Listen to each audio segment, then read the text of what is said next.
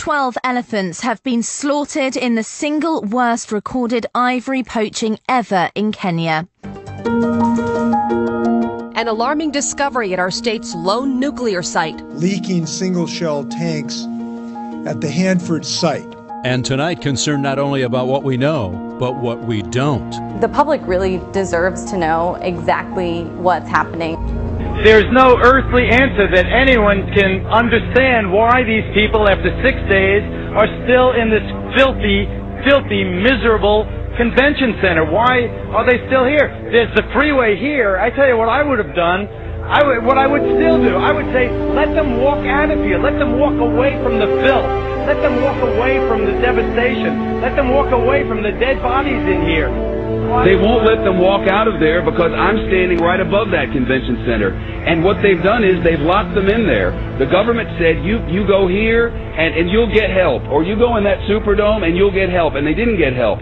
They got locked in there and they watched people being killed around them. And they watched people starving. And they watched elderly people not get any medicine. And now they know it's happening because we've been telling them repeatedly over and over every day. And you know what they're doing now? And I'm not blaming anyone. I'm telling you what's happening. They have set up a checkpoint at the bottom of this bridge. This is the bridge that takes you from New Orleans over into Gretna, from Orleans Parish into Jefferson's Parish. It's the only way out. It's the connection to the rest of the world. And they've set up a checkpoint, and anyone who walks up out of that city now is turned around. You are not allowed to go to Gretna, Louisiana from New Orleans, Louisiana. Over there, there's hope. Over there, there's electricity. Over there, there's food and water. But you cannot go from there to there. I think the government will not allow you to do it. It's a fact. I don't know, man. Let them walk out of here. Let them walk the hell out of here. It's a small world. It's a small world.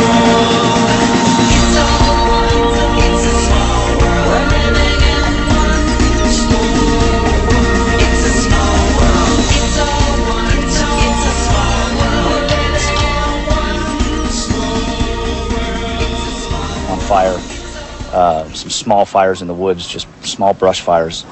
The ground smoking, debris everywhere, pieces of metal, paper, insulation, wiring, and I just looked around and no people. And I'm thinking, where are the people? Well, those people aboard Flight 93 who resisted the hijackers are now being remembered as heroes in the history of the United States for preventing a calamity from being an even worse one. The family of elephants were left bloodied after being shot multiple times, slaughtered and their tusks hacked off in Tsavo National Park, which is home to around 13,000 elephants. First of all, the area where it happened is some distance. For them to exit the park, they required more than a day. So we are positive. We mobilized before they exited, and we are on the ground, and we are also doing aerial surveillance. Poaching continues to pose a huge threat to wildlife and conservationists in the country. In the Laikipia-Samburu region alone, 458 elephants were illegally killed by poachers in the last 4 years. And last year, poachers killed 6 rangers. The number of poachers have increased. There are reasons for this. The prices of ivory in the black market is encouraging. And it has really indeed attracted a lot of poachers and players, because the whole business of poaching and trafficking and trading in ivory is actually a cartel, and poachers is just one link in the chain. When the Kenyan government banned the trade in ivory in 1989, elephant poaching declined sharply. But demand for ivory is high in Asia, and just last year 1.6 tons of tusks were confiscated in Sri Lanka, thought to have originated from Kenya. From lawmakers to public interest advocates to the governor himself, the calls for action are ringing loud and clear. The big questions tonight: what happens next at Hanford, and what kind of long-term impact could this toxic leak have? Coming for us, John Humbert has been gathering a reaction to the story for us tonight. He's live in the Satellite Center with what he's learned. John? Well, good evening tonight, guys. People that we spoke to tonight say that they've had a lot of concerns for years, and now it's setting the stage for a showdown between Washington State and Washington, D.C. I got to tell you, you couldn't find a more perfect radioactive storm. Governor Jay Inslee took the feds to task for the hundreds of gallons of radioactive sludge leaking at the Hanford nuclear facility. And the fact that, we've experienced leaks before should not, in my view, be any excuse or license to get out of jail for the federal government. The federal government says there is no immediate threat to people from the leaking tank, and experts say the sludge may not make it to the Columbia River. That's little comfort for longtime critics. And this isn't the only issue at Hanford where we've got the potential for literally a catastrophic event happening. Jerry Paulette is an environmentalist with Heart of America Northwest. He's also a state representative. He's calling for more regulation and possibly new laws to contain Hanford's 177 tanks for action by the federal government. We need to have the planning underway for new tanks. Others are concerned the leaks are signs of trouble to come. You can't take it back. Once the radioactive waste is there, it's there. From 1986, legislators call for session on nuclear dumps. Michaela Preskill with Wash-Perg says that years of initiatives and public outcry still haven't stopped environmental damage. We anticipated it. She says this is a wake-up call. We've yet to see that we can store nuclear waste safely and properly. As for Paulette, he's going to keep pushing the state to apply pressure on Washington, D.C. He says too much is at risk, and there are still too many questions. We don't know what will happen here. Governor Inslee made it very clear that the federal government needs to step up and fully explain what happened and also how to fix it. He's willing to go to court to get that done. There's also little progress in D.C. for budgeting for this cleanup. That could also hamper any solution at all. Live in the Satellite Center, John Humbert, KOMO 4 News. Thank you very much, John. This story will continue to evolve over the next few weeks as we learn more information. We'll follow it every step of the way on KOMO 4 News, on KOMO News Radio, and online at KOMOnews.com. Let them get on that interstate and walk someplace.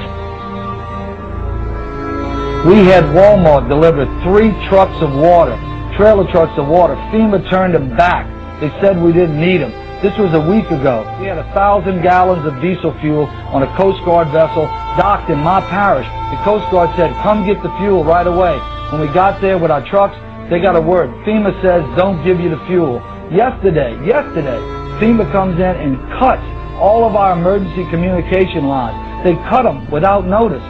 Our sheriff, Harry Lee, goes back in. He reconnects the line. He posts armed guards on our line and says, no one's getting near these lines. That's what we issued our declaration of 10 orders that we will not obey. And what those are designed to do is to get the troops thinking ahead of time about where their line in the sand is in advance. And that's what we're hearing in feedback from people in National Guard units is that in Katrina, that's kind of what happened, is the police and the military there, the National Guardsmen, were caught off guard and really hadn't thought about it in advance. Walking up and down these streets, you don't want to think about the stuff that you're going to have to do. If somebody pops around the corner. We shoot in America. Yeah. And what we're hearing is that it won't be the same way next time. That there'll be more who will say no. You will not be able to stay home, brother.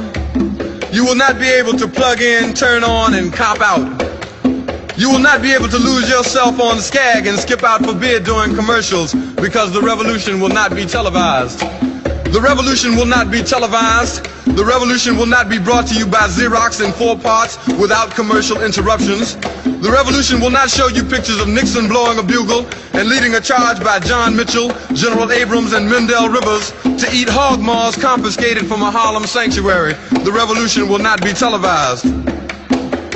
The revolution will not be brought to you by the Schaefer Award Theater and will not star Natalie Woods and Steve McQueen or Bullwinkle and Julia. The revolution will not give your mouth sex appeal. The revolution will not get rid of the nubs. The revolution will not make you look 5 pounds thinner. The revolution will not be televised, brother. There will be no pictures of you and Willie Mae pushing that shopping cart down the block on the dead run or trying to slide that color TV into a stolen ambulance. NBC will not be able to predict the winner at 8:32 on reports from 29 districts. The revolution will not be televised. There will be no pictures of pigs shooting down brothers on the instant replay. There will be no pictures of Whitney Young being run out of Harlem on a rail with a brand new process. There will be no slow motion or still lifes of Roy Wilkins strolling through Watts in a red, black, and green liberation jumpsuit that he had been saving for just the right occasion. Green Acres, Beverly Hillbillies, and Hooterville Junction will no longer be so goddamn relevant, and women will not care if Dick finally screwed Jane on Search for Tomorrow, because black people will be in the street looking for a brighter day. The revolution will not be televised. There will be no highlights on the 11 o'clock news, and no pictures of hairy-armed women liberationists and Jackie Onassis blowing her nose. The theme song will not be written by Jim Webb or Francis Scott Keys, nor sung by Glenn Campbell, Tom Jones, Johnny Cash, or Engelbert Humperdinck. The revolution will not be televised. The revolution will not be right back after a message about a white tornado, white lightning, or white people. You will not have to worry about a dove in your bedroom, the tiger in your tank, or the giant in your toilet bowl. The revolution will not go better with coke. The revolution will not fight germs that may cause bad breath. The revolution will put you in the driver's seat. The revolution will not be televised, will not be televised, not be televised. The revolution will be no rerun, brothers. The revolution will be live. Yeah, so what I'll do, I'll just read the article if that's possible, Alex. It's only a short article. A Swedish Green politician named Roy Hagberg, it's actually Pernilla Hagberg, has recently expressed concern about aerosol pollution that has been littering the skies at a growing rate over the last several years. Last week she told, now this is the first time a politician in a party, in a major party in Europe, has come out, and this is what we've been waiting for. Anything can happen from here, it could snowball. Last week she told the Swedish publication Katrina Holmes Courier that the CIA and the US Security Authority, NSA, are working together with the Swedish government to cover the skies with aerosol emissions, which she called chemtrails. That is unprecedented. She also told the reporter that these streams contain a dangerous mix of chemicals, viruses, and heavy metals such as aluminium that affect weather. Due to the total lack of information or available research on the backgrounds and plans of these spraying initiatives, it has been difficult to really pin down a motive for the establishment to be doing this. There are many different possibilities, from intentionally poisoning the population to weather control to other geoengineering efforts. That's the Intel hub saying that. The excuse has been put forward, goes into why Bill Gates has been talking about the environment and global warming and saving us all, etc. Now, Hagberg believes that this is a weather modification scheme designed to control markets and prices, or even put countries at a disadvantage or in danger. Personally, I think it could go either way. So in this article, the article writer put some thoughts in. It is great to see a politician bringing public attention to this issue and helping add to the credibility of this cause in the mainstream. Hagberg even said herself in the sourced interview that her local government is working with foreign governments and covert organisations. So with that being said, it is going to be impossible to use the mechanism of government to solve this problem.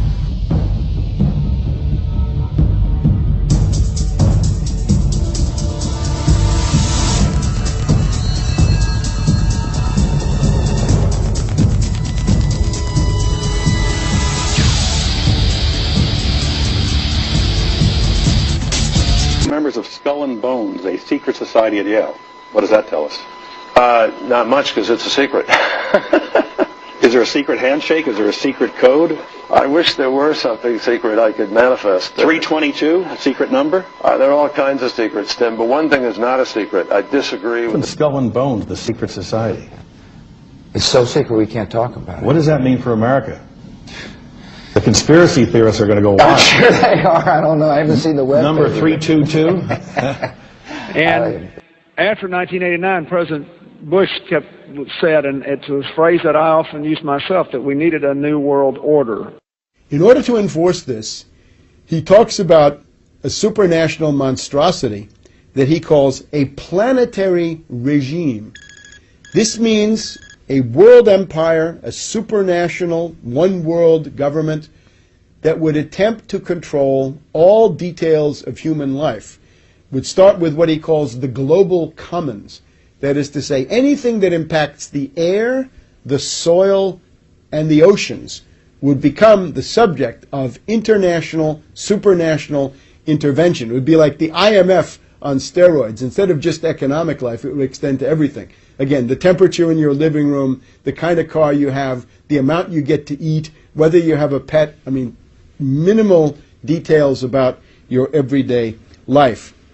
For individual countries such as the U.S., Holdren recommends a population law which would fix the outer limits of the acceptable population. And again, what happens if you are surplus? What happens if you are declared a useful eater? He doesn't say that so explicitly, but it's clear that you wouldn't fare very well. So, one of the features of a population law, in Holdren's point of view, is to regulate the size of the family. And this is what, of course, China did in the post-Mao period, the two-child per family policy. So the hand of the totalitarian state intervenes in the most intimate decisions of the family, and the realm of individual responsibility pretty much ceases to exist. Now, Holdren is willing to do just about anything to, first of all, slow the rate of population increase. That's his first goal. Secondly, to bring population into stasis or equilibrium, zero growth, but then to turn it back and have a decreasing, diminishing world population.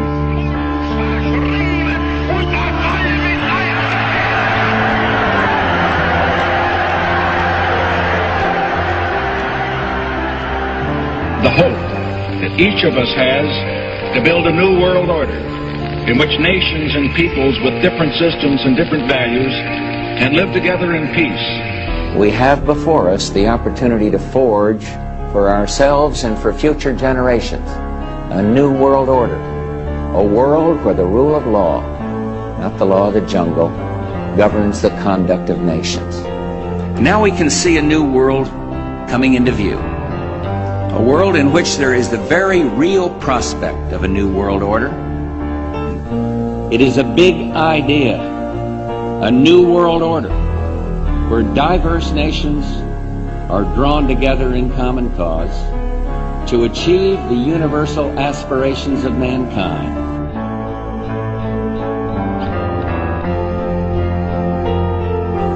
Out of these troubled times, our fifth objective, a new world order, can emerge.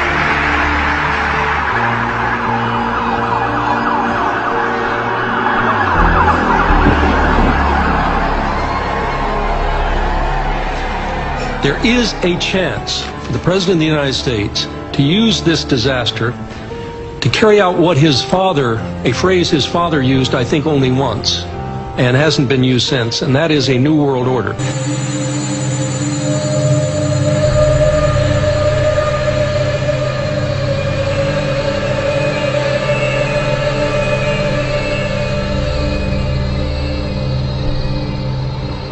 Could a strange substance found by a Southwest Arkansas man be part of a government test? Well, that's the question at the heart of a phenomenon called chemtrails, now getting widespread attention. Well, they say the government is dumping chemicals on us to control or manipulate the weather. And they say the unusual-looking jet trails in the sky are actually chemical-laden chemtrails. People say the government is up there in airplanes spraying all kinds of chemicals to change or manipulate the weather, leaving what you see there, and they call that a chemtrail. So what I look up there and I think are contrails, you're telling me are chemtrails? Yes, that a contrail would be dissipated by now. Aerosol geoengineering looks like it is so cheap that the cost is basically not going to be an issue. That means that implementation decisions will be risk-to-risk decisions.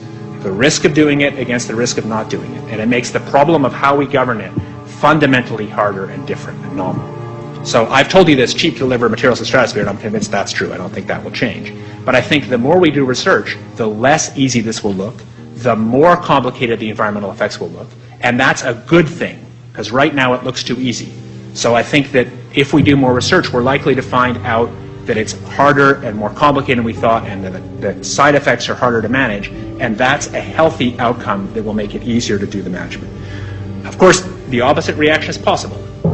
It's an empirical question how people will actually react to knowledge about this. Another reaction is to say, if these crazy scientists are so concerned about putting CO2 in the atmosphere, they want to think about these things, and that might actually mean we should be more serious about the risks of CO2 in the atmosphere. And by the way, it's not really a moral hazard, it's more like free riding on our grandkids. And by the way, it's not really a moral hazard. It's more like free riding on our grandkids. Numerous air quality studies, including from CARB, California Air Quality Resource Board, have named submicron-sized particulates as being particularly harmful for human respiration. Through all the discussions today, I have not heard any mention of this fallout, and has this been studied, and also the effects of a highly reactive metal like aluminum on toxifying soils and waters? The question is, what would be the effects of these materials on human health if they came down into the stratosphere, in particular small particles and aluminum? So the collaborators of mine working on the aerosol scheme are actually folks from Carnegie Mellon who focused on human health impacts. And while we haven't published it, that was the very first thing we did, was do the order of magnitude calculation in level pencil and paper, but with an expert on human health impacts about whether there could be an issue. And for aluminum or other particles, there are a lot of toxicological things that need to get looked at seriously. But if you're just thinking about the sheer number of particles and the human health impact of small particles, the answer is, well, we haven't published it. That was the first thing we looked at with some of the leading experts who do epidemiological research on human health impacts, and it's not even close to being an issue. To clarify, so 10 megatons of aluminum dumped into the atmosphere would have no human health impact. So let me be more careful here. We're to separate out the toxicological. So the alumina, we've only begun to research and published nothing. Alumina, we've only begun to research and published nothing.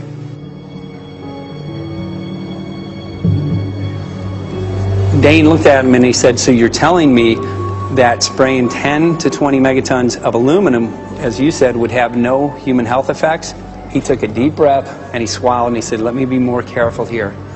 We haven't done anything serious on alumina, and so there could be something terrible that we'll find tomorrow. We haven't looked at it. On this Thursday, we had a little cloud cover in the morning hours, a couple of showers as well, but nothing like what they're getting in the eastern half of the U.S. As you can see, we've got rain and snow stretching from the Great Lakes. We've got a bit of an unusual situation. Now, this first portion of the radar cycle, fairly bland and typical, but then you see these bands of very distinct cloud cover moving into the region. That is not rain, that is not snow. Believe it or not, military aircraft flying through the region dropping chaff.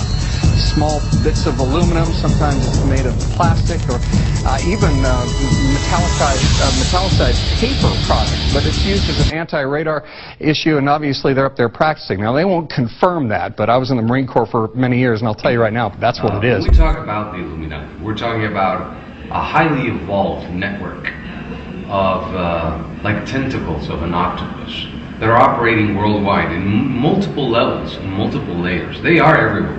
They're better than a transnational.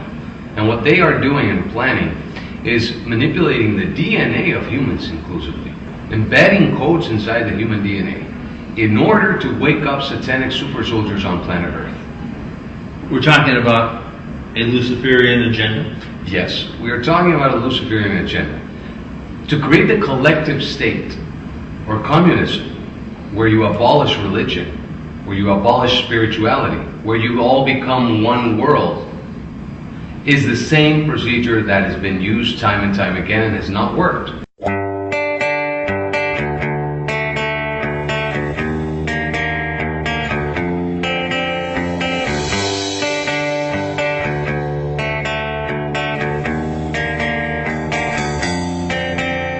I've waited too long to acknowledge the game.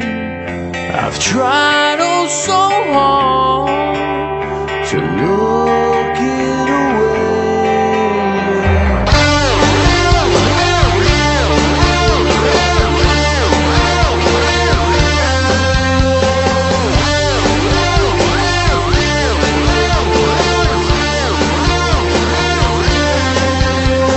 skies that were blue are now shaded gray.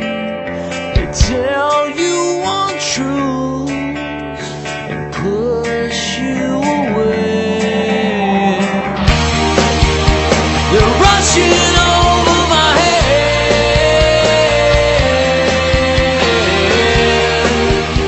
They're rushing over my head.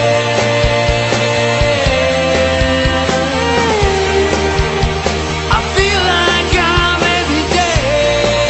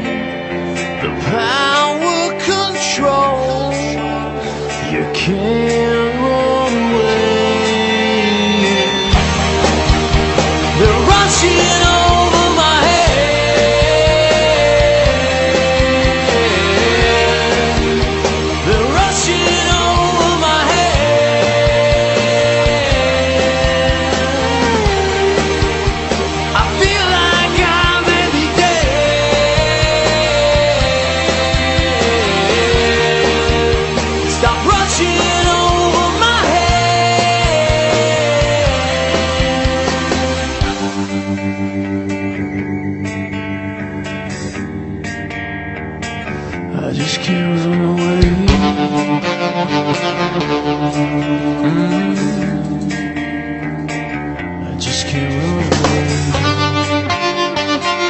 I just can't run away. Can't run away. I just can't run away. Can't run away. They're rushing over my head.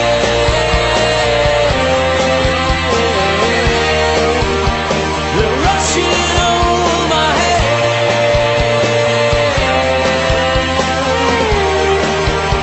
I feel like I'm every day.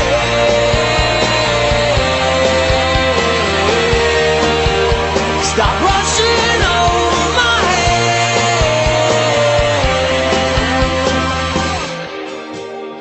They're rushing over my head. I've seen their trails, yeah, I've seen the toxic spread. We've been fooled, we've been misled. You'll never get me to believe what I see with my own eyes is incorrect, and I am begging you at this point to please come and help me in some way. You are a contractor. You can go to your higher-ups, and you can say, look, you know, this girl, she's really, really upset about this. We need to appease her in some way and at least do, I mean, you don't have to do my yard. I'm not asking you to, I'm asking for one government/independent test together. Like the people and the government and the EPA goes together and does it together. Hey, how many complaints have y'all had on this? I mean, I know at least 1,000 people myself that have a problem with this. So if I know of 1,000 people complaining about one thing, why is it not being addressed? If it was real, in our opinion, we would address it. But who are y'all to say that 1,000 people are wrong without even doing an investigation on it? You're just saying, oh, it's a contrail. You don't even know what plane I'm talking about. Number one, these could be. What if these are terrorists? I mean, think about it. What if this is actually I saw a red plane yesterday doing it. It was bright red. Do you know of any aircraft that's like bright red? Because there were the white ones doing it, the regular white chemtrailers.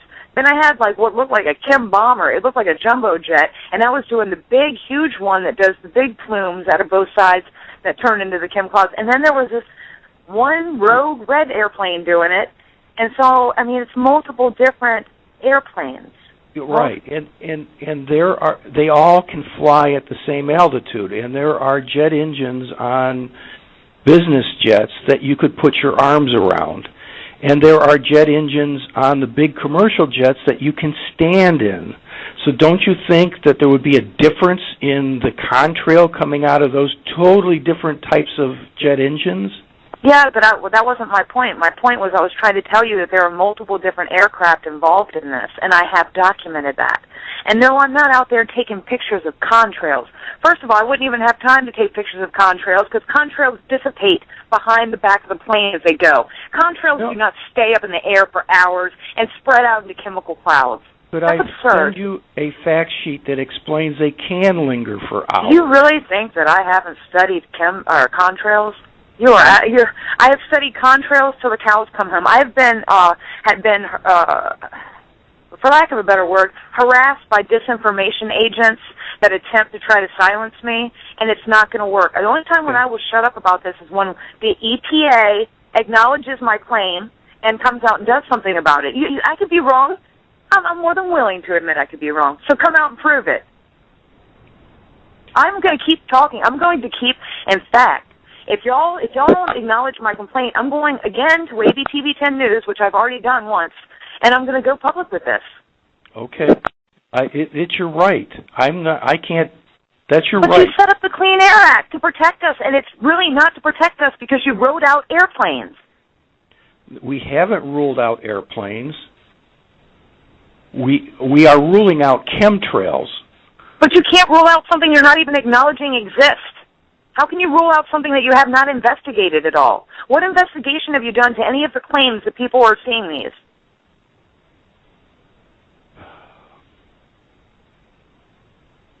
I don't think I'm going to be able to explain anything that will change your mind.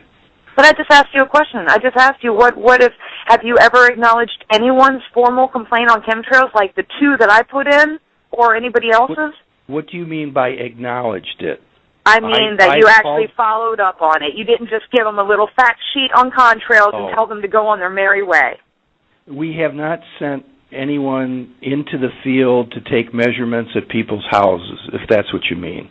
Well, what can I do to get that done, Bruce? Bruce? What? Is there anything that I can do to get someone from the health department, DEQ, or EPA out to my house to take a soil sample? It's fine. I'm surprised that the state doesn't want to do it. You're listening to The Corbett Report. CorbettReport.com.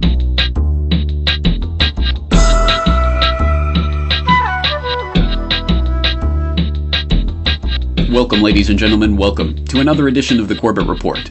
I'm your host, James Corbett of CorbettReport.com, coming to you on this 8th day of February 2013, as always, from the sunny climes of Western Japan. Welcome to episode 257 of the Corbett Report podcast, Lies the FBI Told Me.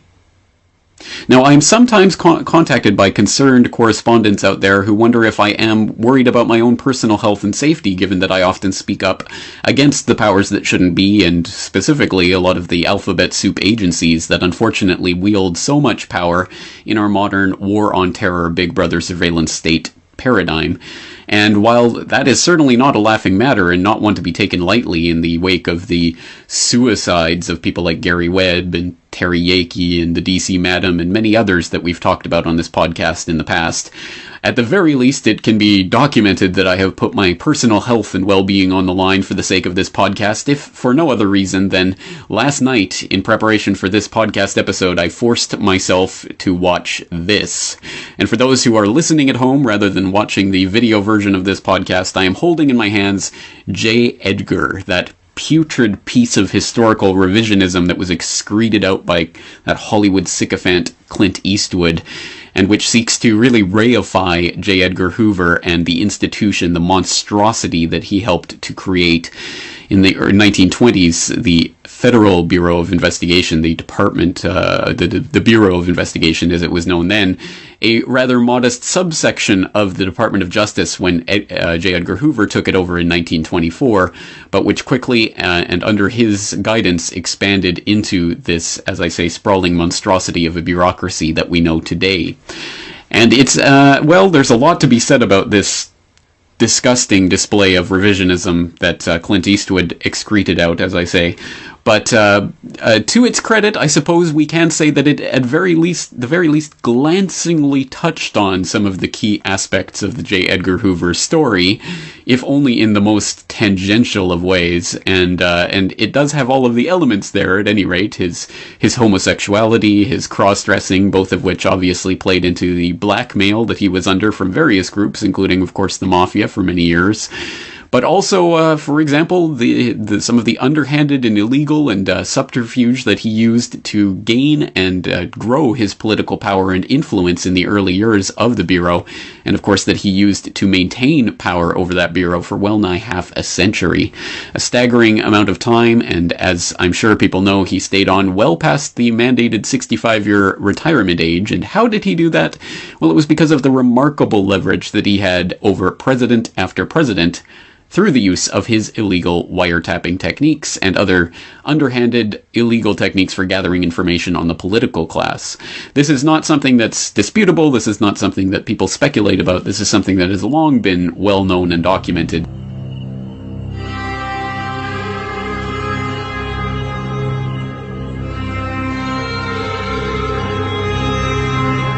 Ubangida is in the North region in Cameroon.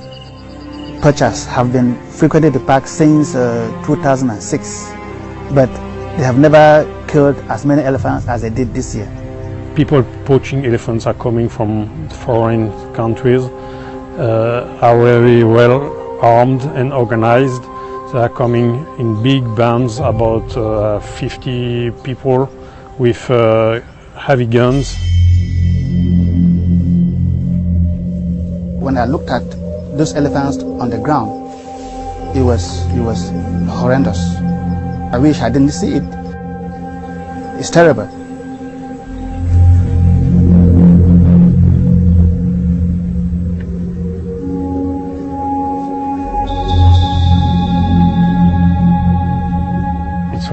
just horrible. It's ugly to see.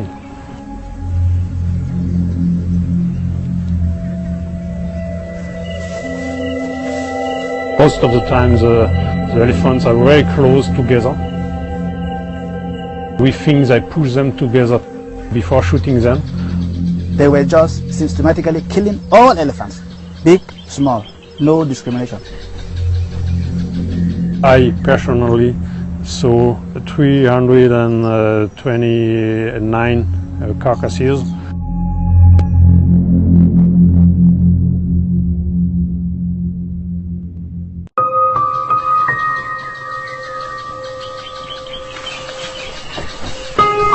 We are sure there are some elephants left. How much, we don't know.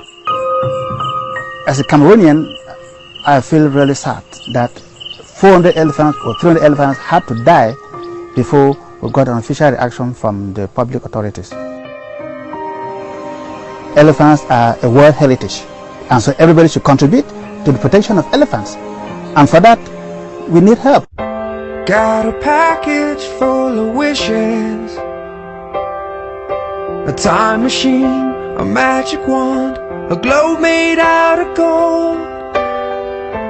No instructions or commandments, laws of gravity or indecisions to uphold. Printed on the box I see, Acme's build a world to be. Take a chance, grab a piece, help me to believe it. What kind of world do you want? Think anything. Let's start at the start, build a masterpiece. Be careful what you wish for. History starts now.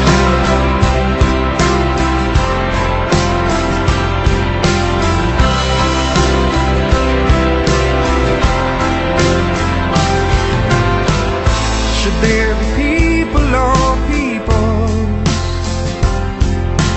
money, funny pedestals for fools who never pay. Raise your army, choose your steeple. Don't be shy, the satellites can look the other way. Lose the earthquakes, keep the faults, fill the oceans without the salt. Let every man own his own hand. Can you dig it, baby? What kind of world do you want? Think anything. Let's start at the start, build a masterpiece. Be careful what you wish for. History starts now. Sunlight's on the bridge, sunlight's on the way. Tomorrow's calling, there's more to this than love.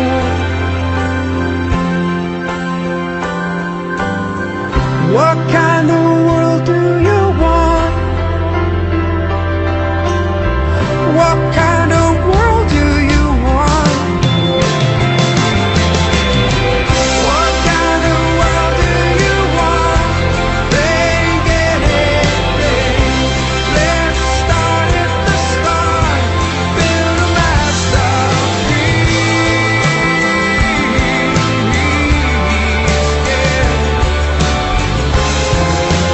History starts now.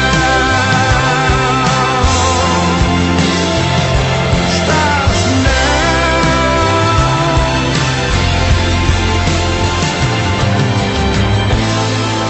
Be careful what you wish for.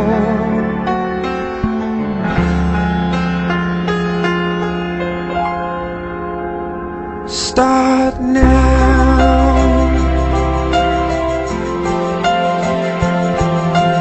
Now.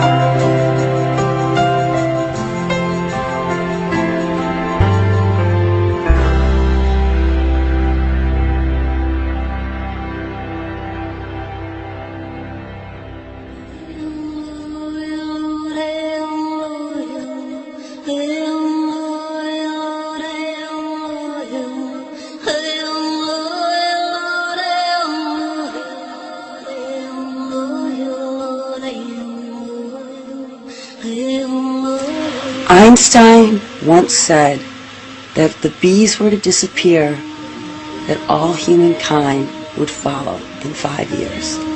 Today, the bees are disappearing at an alarming rate. One of the things the scientists suspect to be the cause of the bees disappearing are pesticides. GMO crops rely heavily on pesticides. So genetically modified crops are designed in a lab to be the pesticide resistant. Unlike anything natural that grows, these mutant plants can be sprayed again and again with these poisons without the crop dying. The poisonous pesticides have been shown to still be in the GMO crops. And you're eating them. You're eating them. And you're eating them. Outrageously, these GMO foods are hidden away in everyday foods with no labeling. Manufacturers don't label GMO foods. Why? They're not labeled, and they're not required to be labeled. The FDA won't make them label foods. Why? Very few studies have been done on the effects of GMOs on humans. Why? Just last week, the International Journal of Biological Sciences found that the rats fed GMOs had organ damage. Toxicity was found in their kidneys, livers, hearts, adrenal glands, and spleens caused by GMOs. When GMO soy was fed to female rats, most of their babies died in 3 weeks. And you're eating them. And so are your babies. Just say no to GMO. Just say no to GMOs. Just say no to GMOs. GMOs are genetically modified organisms. They are not grown out of the earth. They are made and unnaturally forced together in a lab. Genetic engineers alter the DNA codes by splicing in other genes. From animals, bacteria, and viruses. The Flavor Saver tomato, for example, was made by taking a tomato gene and a flounder gene, along with E. coli that had been grown on bacteria, and then they were all forced together into this plant.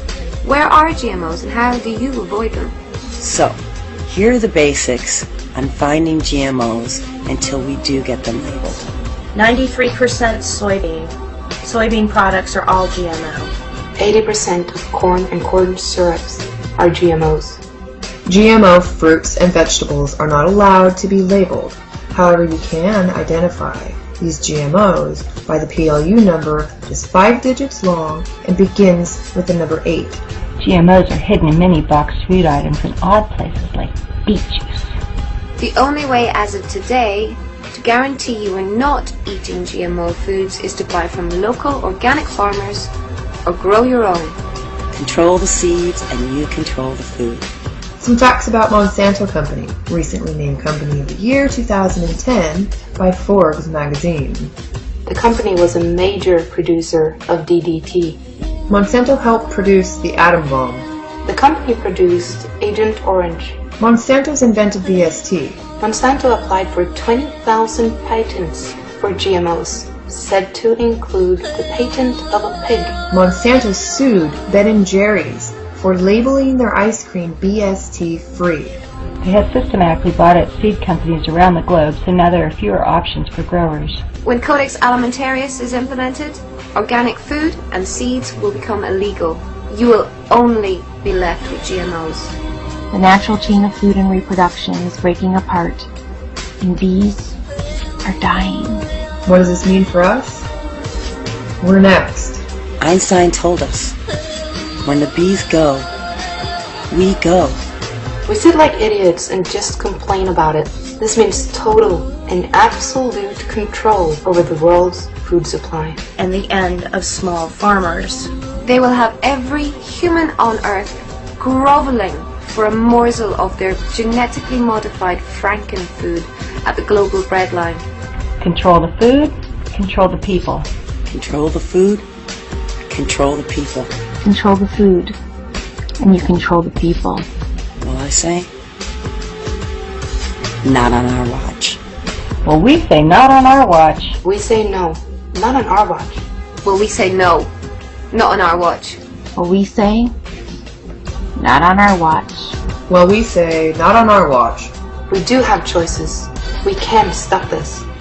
The single most important thing we can do right now is to boycott all GMO foods.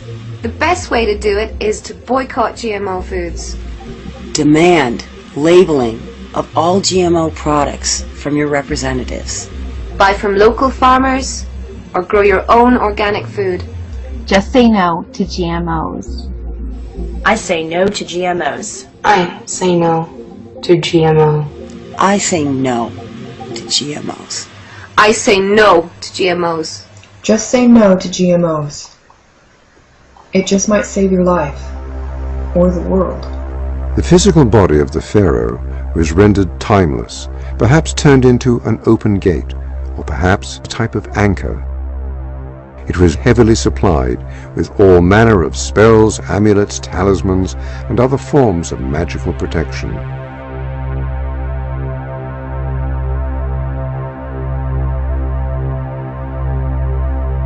The strange practice of mummification still holds many mysteries. Why were some organs carefully preserved while the brain was scooped out and discarded? An unexpected insight into this question can be found in the work of Dr. Rick Strassman. His pioneering work has raised some very important questions about the pineal gland and its interaction with a strange hallucinogenic chemical known as DMT. Could the interaction of these two components be the seat of consciousness? Could it in fact be the gate through which we enter and leave each new life?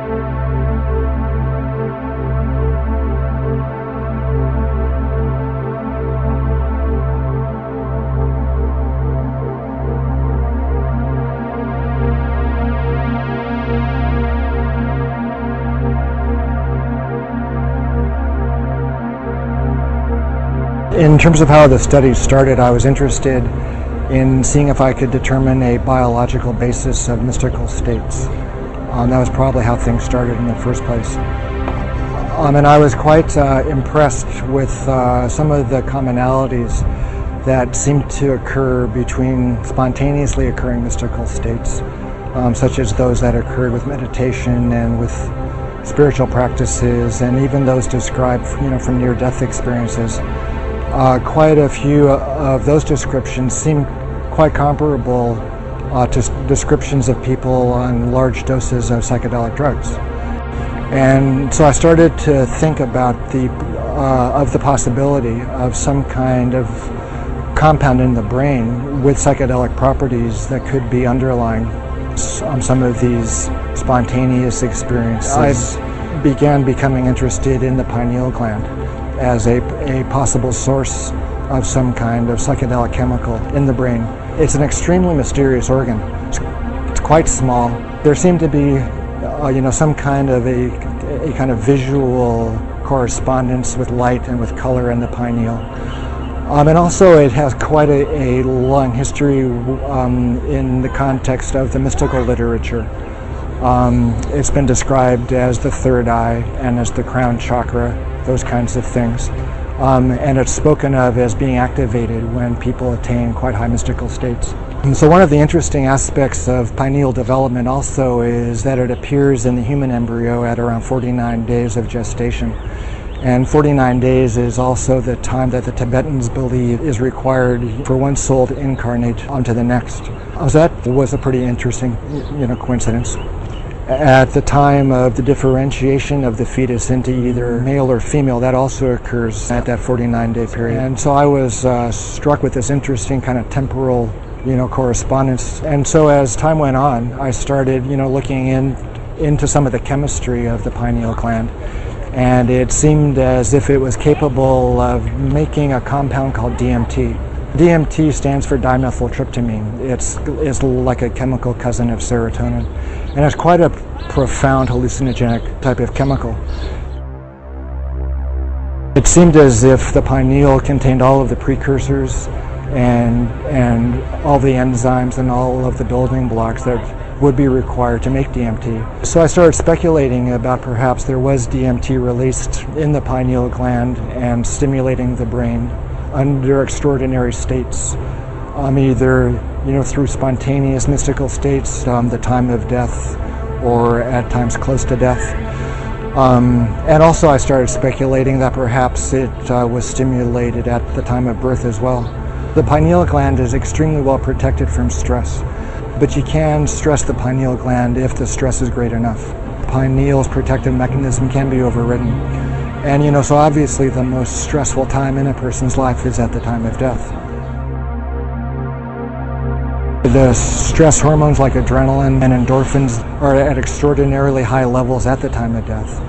And so that could, possibly stimulate the formation and the release of DMT from the pineal gland at that time. And so you can, conceive of an individual's consciousness at the time of death. I'm kind of being exposed to this big flash of DMT. So the last thing that one is conscious of in the body is the release of this huge amount of this incredible psychedelic compound.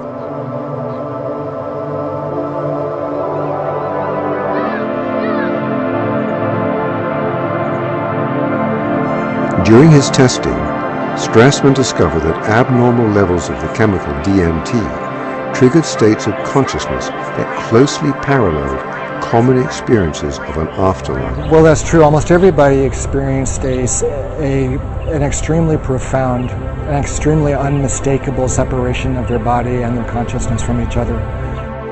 DMT at higher levels acted as a type of catalyst for near-death experiences. In fact, it seemed to actually induce the machinery of the afterlife to swing into motion. I suppose one of the most unexpected aspects of the study's results was the frequency with which people described a kind of contact with these intelligent kinds of entities that were conscious of them and interacted with the volunteers in this quite strange space.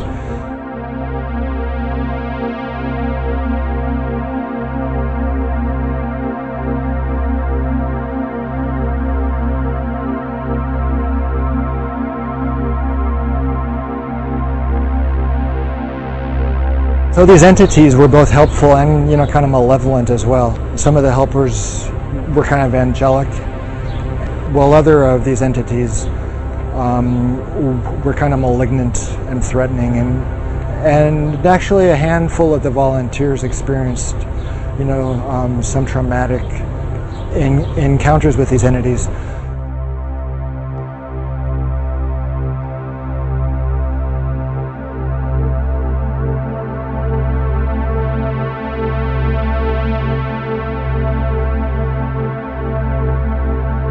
The hallucinogenic state, like the dreaming state, is a temporary disconnection from the physical body. The dreamer becomes a discarnate intelligence, traversing higher realms, no longer bound to the restrictions of time and the standard laws of physics. DMT is, kind of a portal, or, kind of a door for the transport of the spirit out of the body, it appears to me.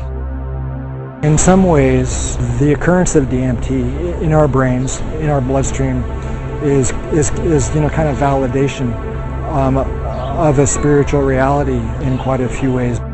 Could this strange chemical be offering us a window into events to come in the afterlife? The frequent appearance of helpers or assistants to ease us through the transition to other planes of existence suggests at least a strong parallel with funerary and afterlife traditions throughout history.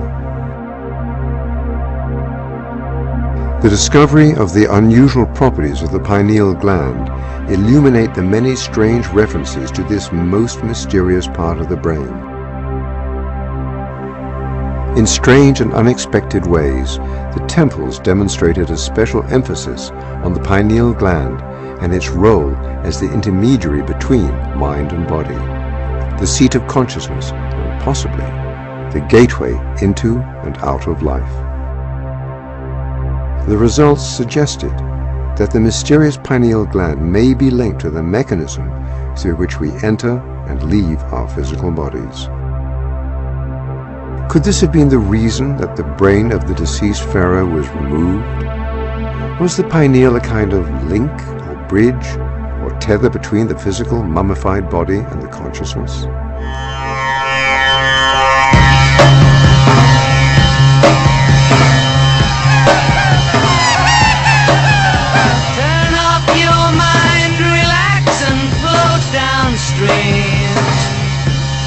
It is not dying. It is not dying.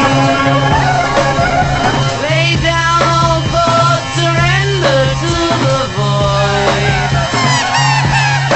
It is shining. It is shining. That you may see the meaning of within.